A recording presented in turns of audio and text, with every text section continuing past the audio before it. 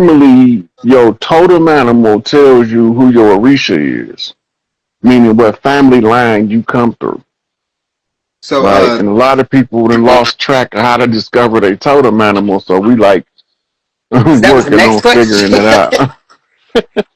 How do you So, but how do you figure out what your totem animal is? Do you just like do you gotta pick it or it's like given to you or something? okay, the first thing you start with, what's your favorite animal? Honestly, it would probably have to be a dog. Okay, so the dog energy, that's Chief Zolo, DMX. Okay, damn. Yeah, that What makes they called him in the Egyptian, they called him Anubis, but over here we called him Chief Zolo. okay. That That's sounds close DMX. to Zulu too. Yeah, it's close, but it's spelled with an X, not a Z. Oh But yeah, when you're talking phonetically, it sounds similar. man. But man. So is it do you think that if I was like, for example, say water signs, I'm big on like astrology and zodiac signs and stuff like that. But you know, I'm a Pisces, me and my twin. But when I was getting the my obsidian fire Orisha stone, one of them, I was told that I should basically work with the other element. Now, the whole time that I've had this one, every time I put both of them on, it's like I don't know. The whole day is different. It's like energetic and but I don't know if that's just because of the stones itself. This is a I forgot what it is, but I know it's obsidian and mixed with something else. But man, I just when I tell you, I don't know if it's like the energy itself that's coming from these, or I don't know if I be thinking about it too much. But I definitely feel some type of change energetically when it comes to like I don't know if I be like doing too much, but I can always find myself getting into it. I don't know if it's because this one is really fire, but I got it from man, I forgot his name. I'm gonna have to look him up. But all in all, thank you for telling me that about the totem animal. I'm gonna get into that more. Okay, now you talking about the elements. It's elemental magic is the five elements: earth, air, fire, water, and ether. Yeah, like every time I put this on, it's like I'm not getting into it, but like I'm always finding myself being more chaotic or but I Okay, and now you mentioned the firestone yeah, earlier when you first brought it up. Now, what happened when you put fire and water together? What do the water do? it boils or turns into like or turn it starts to boil over or turn into like the steam, you know? Steam. Yeah. Okay, now if you put earth and water together, what you get? You get earth and water, you get like mud, right? Yeah. When the water is mixed with air, what form is it in? Uh when the water is mixed with air. I think that's air, yeah. It's water vapor. Oh, water, yeah, water vapor, like a steam type of, yeah. Okay, now when you working with fire energy and you a water sign, I'm a water sign fixed position, Okay. right? Pisces is water sign mutable position, Right. means fluctuates, right? That means it's free flowing water, Okay. right? So when you got free flowing water and you put fire to it, you get a reaction faster than if it was ice, Right. right? And so you feel that energy. Your goal in working with fire energy as a water sign is to control the boil. Man, that makes so much sense. Just hearing it, controlling the boil, like I think I heard you one time saying, as you control, you managing, you basically control the pour, you control how much it fits it over, or it's like pouring a pop into a glass. You get what I'm saying? Eventually, over time, you catch on to how you catch on how to do it so that it don't over fizz or like overflow. You know? Hmm. That's the same thing you're doing as a water sign, working with the fire element, Okay. Okay. right? So all that energy you feel with that, it's now is how can you control it? Is the question you asking yourself. The funny part about it is you the only one can teach it to you because it's tied to your inner knowing of yourself. It's not tied to my external knowing of who you are, my observation and, meeting you. It's your inner knowing of yourself. The only person know when your emotions starting to rise without you telling them is you. Right. It's like So I kind of get irritated because of the fact that, like, damn, you try to really. It's like I don't really try to control my emotions, but I work with them. But being mad, I find myself not wanting to do that a lot, or just I don't know. But it did you hear what you said? You said you get irritated. What is irritation? uh man, So look, you water, right? yeah, If you go to a clean pool of water right now, put your hand in it, and you do like this real fast, the yeah, water is gonna the water gonna react. right, like ripples, or yeah, Yeah, so that's called agitation. like dang, right, you messing Ag- with okay, yeah, so the agitation is the cause of the irritation. okay, It's the same way as you do that to the water. If you do that to your leg with your knuckles, you're gonna feel heat. man. Man, I just caught myself trying that right there. But no, for real. But Right. You learning in real time. You testing the energy. right.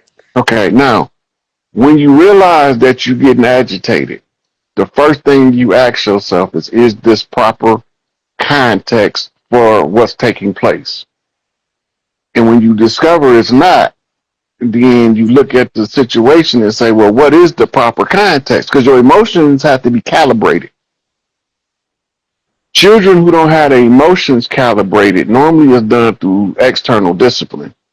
Mm, But when you don't have that calibration of your emotions, you erratic, you unstable, and you don't know that your emotions is not who you are.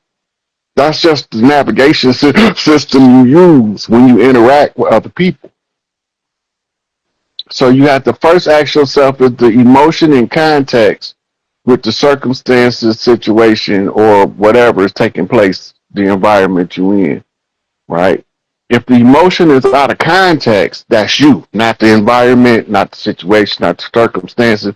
And if it's you, that means you are the only person that can control it, okay. right? Once you catch on and you start doing it on a regular, even when somebody crack a joke, if everybody laughing and it ain't funny to you, is that proper context? Because the joke might not be funny to you. Man, I'm sitting around looking at why everybody laughing. That wasn't even funny. Man. Right. So for you, it's not funny enough to elicit the laughter, right? But for them, their sense of humor might be at a higher level than yours because they've probably been calibrated 3 years of excuse me, 3 years of comedy exposure. Right. So now jokes that you don't find funny is like hilarious to somebody who's conditioned to recognize comedic activity, right? And the crazy part about that is then you can see the parodies playing out in real life, and you be like, man, that's just some comedy shit, Right. right? So the hard part is remembering to check your emotion to determine if the context is in alignment with the experience of the moment. You And know as something? soon as as soon as you do that and you get to get all your emotions calibrated, you can then read your emotions the same way you read a book. It's like you can So tell what you're gonna do. Like I don't. You can literally stop. All you gotta do anytime I find myself telling me it's a spiritual war going on or this, and I can literally snap out of it. But it's like as long as I don't. But that's what I'm trying to do more. Start to remember, or I would say I fail. Like I used to be able to do it so much, but now stuff happen.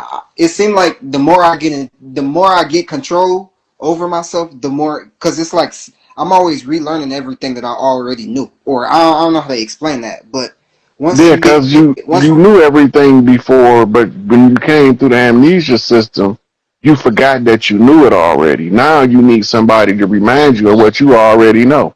you just said, man, that made me so happy. You just said literally what. Okay, so okay, I got a lot of work to do then.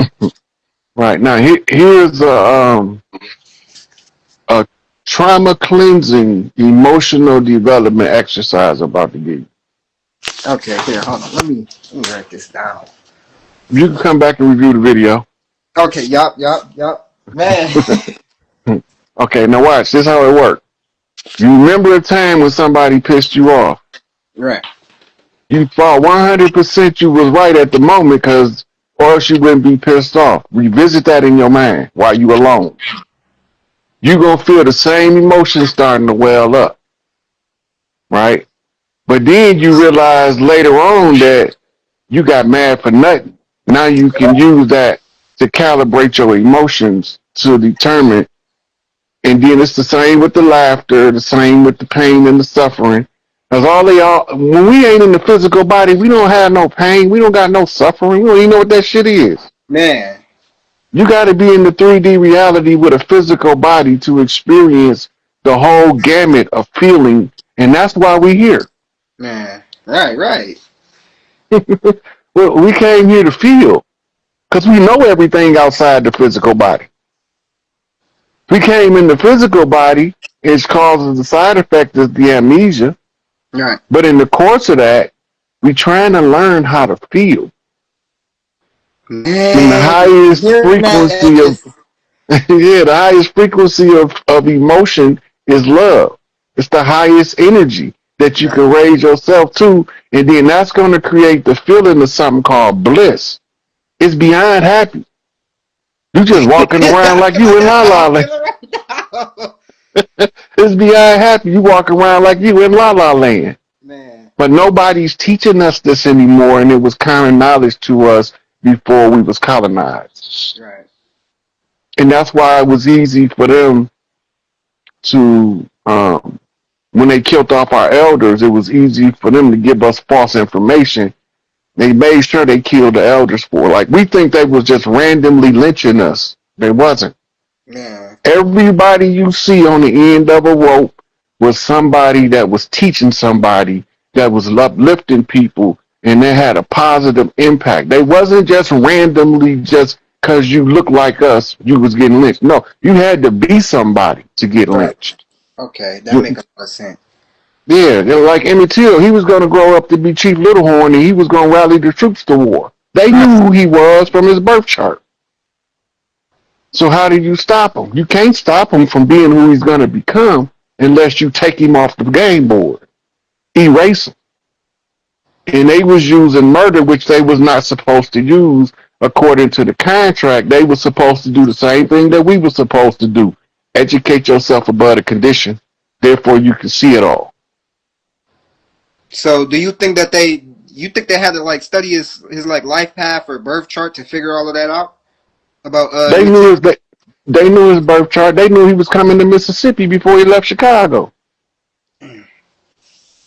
It's in his birth record. He had to go back to Mississippi because you Dang, have to you go really back. figure all of that out. Okay. You have to go back to your ancestral lands of where you was where your last incarnation as a chief was, and put your feet on the ground. Okay, so in one of my family Bibles, I got my mama family Bible. I think it go like 4 or 5 generations. Is that something I can start with to Yep, look at my roots? yeah. That's how we used to keep records because we didn't use day repository. We got word of mouth.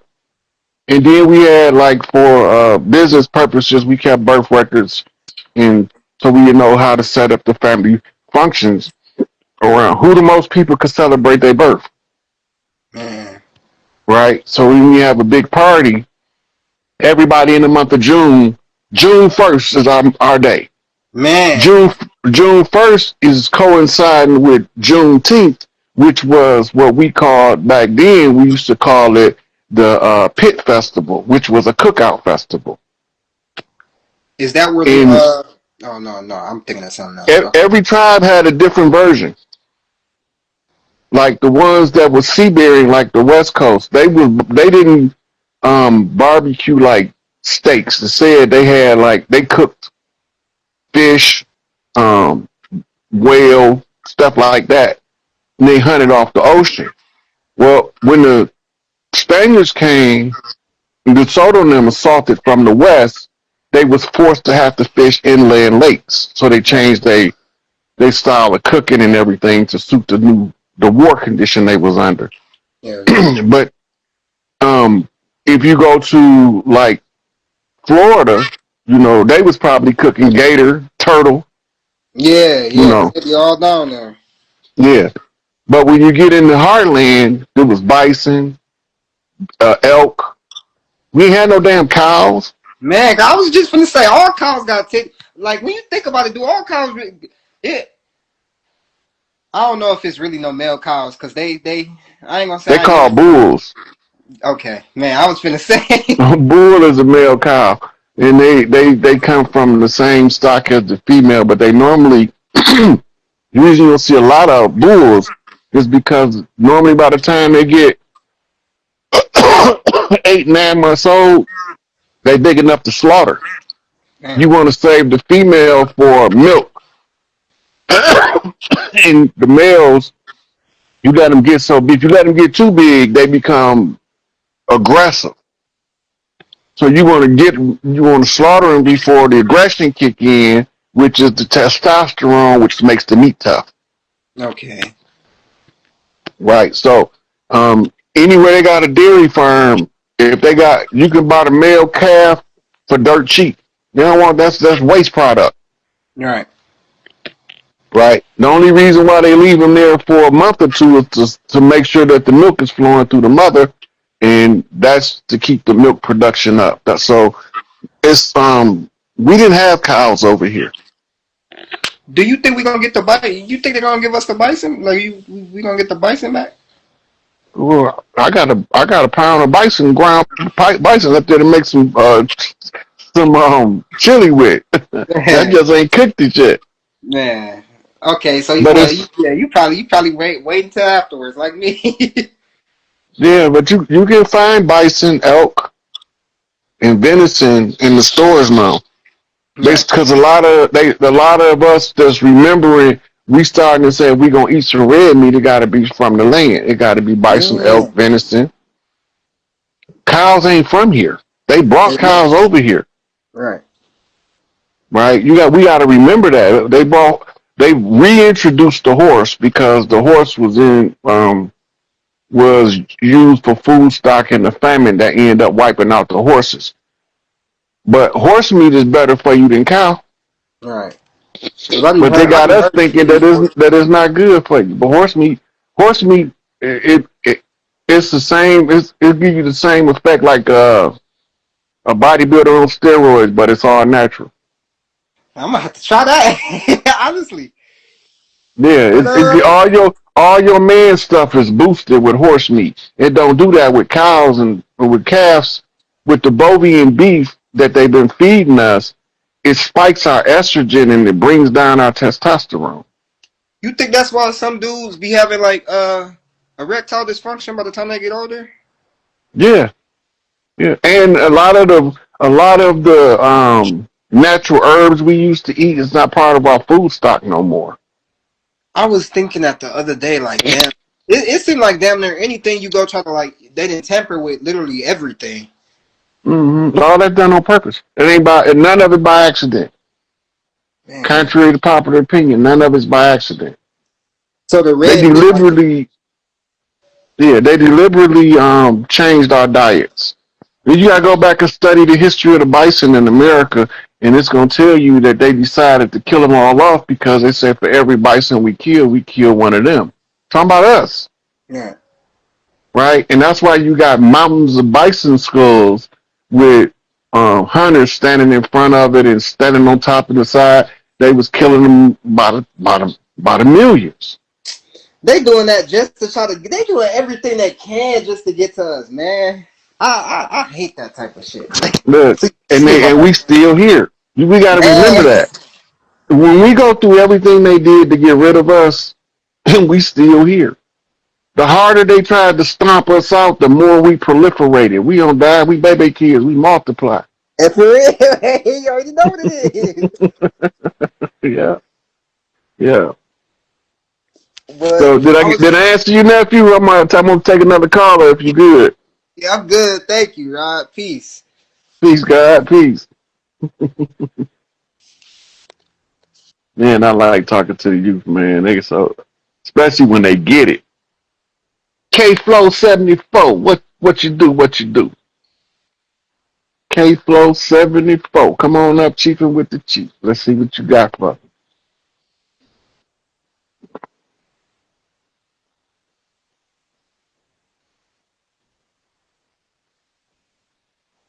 Okay, now. Give me a couple more seconds, then I'm gonna bring somebody else up. Let me even see if they sent it. Yeah, they sent it to me. Kimberly Royster, K Flow 74. You coming up?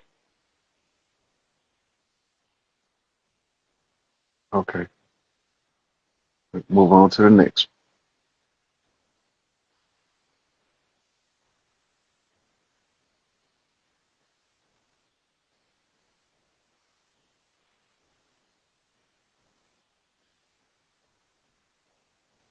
Dev Leo Hadanis. I don't even know if I said that right. You know, making it one, you need to make your profile one long word. Sometimes I'll be butchering that stuff. Peace, God. Peace, peace, Ong. How you feeling? Looking good, baby. How you doing? I'm doing amazing, immaculate, happy, and grateful to be in divine timing and divine alignment. Man, that almost gave me the Holy Ghost. I see you here. Yeah. So what's going on with you today? What's on your mind? What you want to talk about? I want to express gratitude. I want to express gratitude because it's been a long time. The last time we got a chance to chief, you know, For I sure. was that they removed certain codes from you because of all the information that you possess. So, uh, Well, you really. seen that. Benki Kufusaga Valeria de Kimunta, Sofa Yusuntaka. I am Devleo Solohi Fetiavo Wadaka. My name is King Adonis in most of these spiritual streets, but I am Devleo. I am the reincarnation of that I am. And we are here for the remembrance. Yep, that's what we're here for. And Hey, you know that name Adonis, right? That's like saying in the ancient times, that was like saying I'm the sexiest man out here. That's my why if you go when you go look up the old Adonis, they always draw him carved, muscular, with no blemish, no scars. That was a yeah.